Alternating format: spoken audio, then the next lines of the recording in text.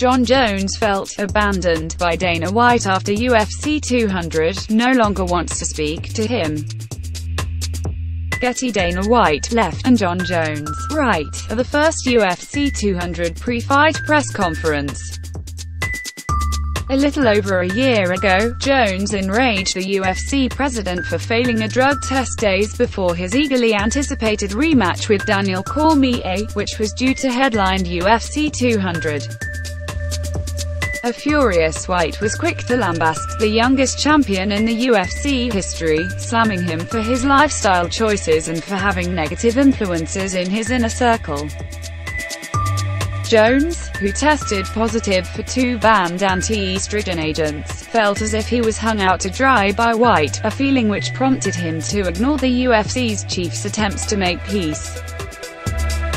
Dana White has reached out to me on at least 4 occasions, and I haven't answered any of his calls or any of his text messages. That's the reason we haven't spoken, he told the LA Times.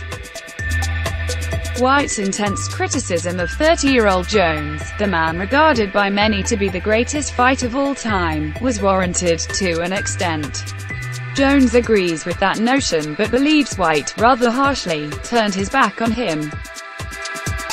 Jon Jones on Dana White: I just feel like when you're making the company money and you're a pay-per-view draw and you're ultimately putting money in his pocket, then you mean a lot to him, Jones said of White. The moment you aren't those things, you mean nothing to him, and he's done a decent job of showing that. I felt completely abandoned by him, in a situation when I needed him the most. In recent weeks, UFC flyweight and women's bantamweight champions Demetrious Johnson and Amanda Nunes have publicly been criticized White. Getty. Dana White was quick to criticize Jon Jones after he was pulled from UFC 200.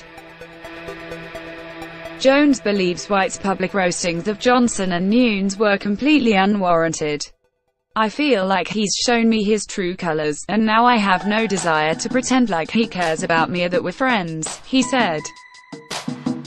Jones doesn't plan on burying the hatchet with White anytime soon, unless a serious matter arises.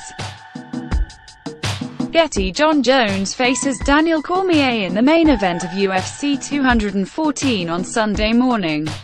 Unless he has something real pressing to talk to me about, I'd rather just talk to Ari Emanuel.